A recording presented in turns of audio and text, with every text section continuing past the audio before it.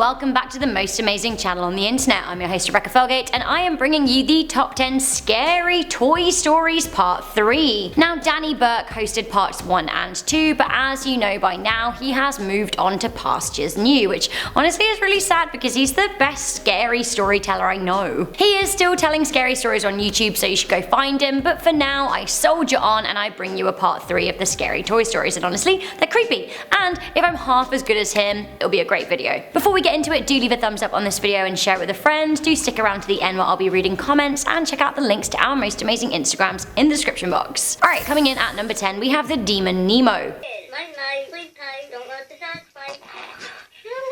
This story was posted on Reddit along with some video evidence of the ghoul. The story didn't get much traction as it was posted on a little known subreddit, but I wanted to bring it to the floor. This is what Not So Evil Corp had to say. So this is my toy Nemo. He's 15 to 16 years old. Throughout his life he has been a toy for our dogs, but he spent around 6 months left in a ditch and even longer left outside in all weathers. Cold Nemo. One day my granddad had enough and threw him out over a fence, only to take him back because Nemo said, "Can I have a hug?" when he hit the floor. Seems like a cute coincidence, but just wait. Now you may think that Nemo only looks and sounds demonic, but there is more. After around 4 years, Nemo started talking on his own. A few times I've heard him in the early hours of the morning while I'm in bed. After 10 years, he started saying new phrases that I didn't remember. He started correctly responding to how we move him. When we moved him up, he would say swim up, and when we moved him down, he would say swim down. He did this without us having to press his fin to make him talk.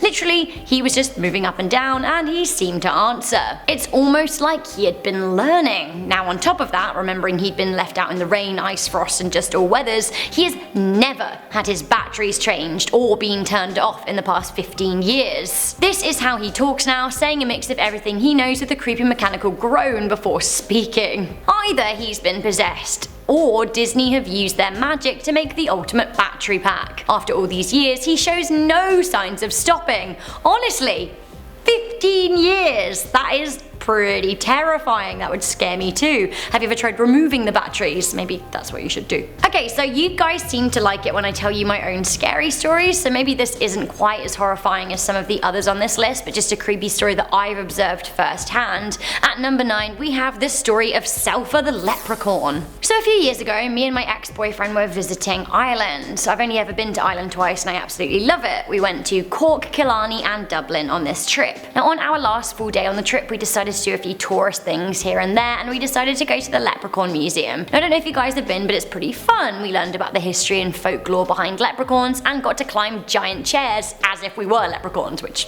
really was fun. Anyway, we were laughing and joking in the gift shop and we realised that my ex-boyfriend's brother was visiting from Australia soon and he was gonna bring his daughter, so we decided to buy her a gift. Long story short, we picked out a stuffed leprechaun. I went over to their stand and I picked one that had just fallen on the floor, so in a way they kind of chose me. Now the little leprechauns all sang and seemed really jolly in their kind of little Irish accents doing their thing. It was cute. Anyway, I packed him in my case and I took him home, and eventually we gave him to Will's niece Emily. Initially she played with him and was adamant that his name was SELFA, but later we saw that she'd hidden him under a pillow. We asked why, but she said that he kept singing even when she didn't ask him to. Now you have to press a button for that. She also said that he kept looking at her and she didn't like it. We saw her again a week later and joked with her parents about the leprechaun, and it seemed that she wouldn't sleep if he was in the room, but she was still keen for him to come with her to places, but she never wanted to be too close to him. This was probably just a case of kids being kids, but it did freak me out to see how scared she was of him. Coming in at number 8, meet Mandy. So I've tried not to put too many creepy dolls on this list because they're a genre unto themselves, but I did want to mention this absolute menace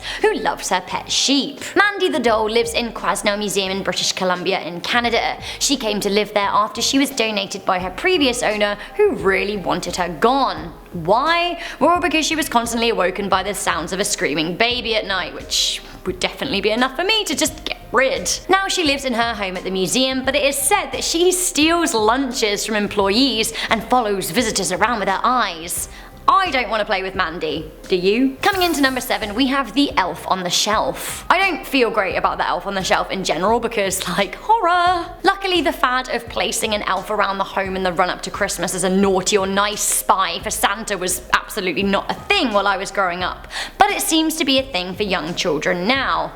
For me, I don't like it because it's very surveillance-y. I came across this picture and I was just wondering, like, why are we doing this to children? What a horror show. I feel like at Christmas time I'm gonna make a whole list of scary elf on the shelf stories. Consider this your 7-month warning. Now this dude even conducted a seance using an Ouija board and 2 off-shelf elves. Why? Coming in at number 6, we have SpongeBob. Have you ever just got a worrying feeling from an object without really knowing why? Well, Redditor Idol Pyramid was not a fan of their SpongeBob toy, gifted to them when they were 6 years old, at the same time that their father sadly died. At the beginning of the Reddit post, they wrote, "When I first saw the toy, there was something very, very unsettling." They did admit that around that time they did have a general fear of inanimate objects and paintings with eyes, and they would even turn away their mum's pictures of Jesus for fear of him looking. Perhaps they were kind of psychologically going through something with the death of their father. Anyway, with the SpongeBob toy, he talked and said different SpongeBobby phrases. Classic SpongeBob. The story author said, "I would only ever play with this toy when I was around other family members. I didn't like being alone with it, and if I ever was, I would be sure to constantly play with it so there wouldn't be any silence between us." Weird. It seems like one night things went from bad to worse, as the storyteller said that they were watching a VHS in their sister's room, she wasn't there, and they fully believed that the toy turned and said to them, "Look at me," clear as day. They said, "I turned my head to the right where I saw my SpongeBob toy having wide eyes. It was looking up towards me." Now this was instead of the normal shy, embarrassed expression that it once preceded. "I was paralyzed with fear. I made complete eye contact with the toy. My stomach felt nauseous. After about a minute of thinking, I grabbed the toy, I ran out of the room as fast as a 6-year-old could, and I threw it in the hallway closet. I ran into my mum's room horrified. Now I wasn't crying, I wasn't screaming, I was simply stunned with fear. During this time I was in school therapy to discuss my dad's recent death, but after this moment that is all I wanted to talk to my therapist about, at least for a month." They said that the toy remained in the closet until they convinced their mother to burn it. The storyteller is now 19 years old, and they said that they still think about that horrifying SpongeBob toy. Coming into number 5, we have SENORITA SARITA. Why do possessed dolls always go on a scratching mission? Okay, this is my second and last possessed doll for this list. The Nunes family from El Calaro in Peru said that the doll is a menace and it had been plaguing them for 7 years by watching them, scratching them, and making strange praying sounds, which really is not for me. Ah! The blonde-haired, blue-eyed doll is being hailed as the Peruvian Annabelle and has been generating drama for the family for years. The mother of the family, Yvonne, said that the doll is left in a corner of the room at night, but by morning she has moved of her own accord. Now my main question is like, why have you had this doll for 7 years? If it is such a menace, throw it out. The answer seems to be because Yvonne believes the doll to be an incantation of her dead sister-in-law. Sure. Coming into number 4, we have JARTS. Have you ever heard of JARTS? If you're my age or younger, then maybe you haven't, but if you're older, then perhaps you will have done. JARTS, or lawn darts, were a popular toy for the whole family from the 1950s to the late 1980s. They were little sharp spears that you could throw around willy-nilly. What could go wrong? Yep, lots could go wrong. JARTS were horrifying. They were responsible for an incredible 7,000 injuries and a number of horrific deaths. In 1987, a 7-year-old girl by the name of Michelle Snow was killed by her brother when he threw a dart that hit her in the head and pierced her skull. The following year, an 11-year-old girl was injured so badly that she fell into a coma and suffered brain injuries as a result of the lawn darts. Now in the 1990s, the United States even called for people who still owned the toys just to turn their weapons in or destroy them, and once again I say the word weapon here because actually that's kind of what they were. Coming into number 3, we have the story of the tiny cat. I found this story on Thought Catalog and it is posed as being a true story. A couple bought a tiny toy cat that reminded them of their own half-Siamese kitty, Cassie. I do it all the time, I always buy black Labrador stuff for my mum. Now the cat made a little cute mewing noise, but eventually the batteries died and the toy cat stood decorative on a shelf. Now around the time that the batteries died, Cassie, the actual cat, grew ill. Eventually around Christmas time, after a long illness, sadly, Cassie the cat did die and her owners decided to bury her in the garden. On their first night without Cassie, they heard a faint meowing. Weirded out, they went to investigate. It was coming from the toy cat that hadn't worked in months. It hadn't even been pressed, so what was going on? Coming into number 2, we have the horrifying story of the telephone. This is a long story posted on Reddit. I'll do my best to paraphrase, but the link to the whole story is in the description box, so I would encourage you to check it out for yourselves. The story was posted by Lost in Space, real name Barry, and received 4.9 thousand upvotes. It was posted on the No Sleep subreddit, and the headline is, "I brought my nephew a toy phone 10 years ago, someone was talking to him through it."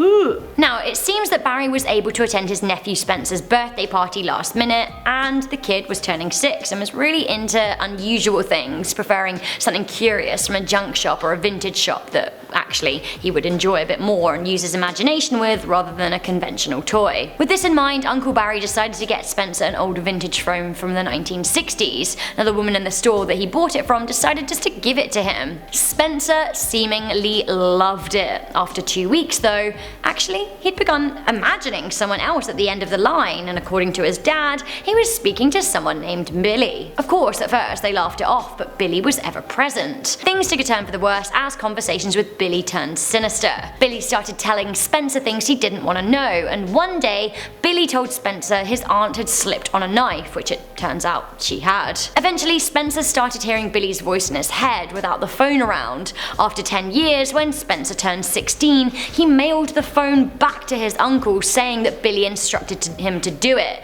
He wrote a note and said, "At first I thought Billy was good, telling me all the dirty little secrets Mum and Dad kept from me. Billy was only telling me stuff that had to do with serial killers, natural disasters or national tragedies. I realized he was actually bad. I could probably tell you all of the names of every victim on the Titanic. He enjoyed whispering them to me as I fell asleep. Now today feels different. I'm taking control and ending this once and for all. When I started writing this, he taunted me saying I was a coward and I could never go through with it, but after a bit he saw that I was serious. I've already got my belt ready. He says before I do this, he would like for you to be the new owner of the phone." Finally, at number 1, we have what happens when toys meet the SCP Foundation. So, SCP-1048. That's what happens. Hurrah! If you haven't heard of the SCP Foundation, it's a fictitious organisation filling the internet with super creeps. We've actually done a lot of videos on it and the characters you can find there, so I would encourage you to check out those videos if you love a good scare. So SCP-1048 is categorically not a nice bear. It seems like one, but it is not. The existence of this bear is the reason that no teddy bears are allowed in the SCP Foundation building. 1048 can move of its own accord, communicate through cutesy gestures, and loves hugs. The bear will often embrace people's legs and draw childlike pictures as gifts. It will even dance and jump. Anything to be liked. But you shouldn't trust this bear. It can replicate itself out of anything. Now, one incident had the bear forming a clone bear out of everybody within a 10-meter radius's ears. Yes, their ears. He cloned himself with ears.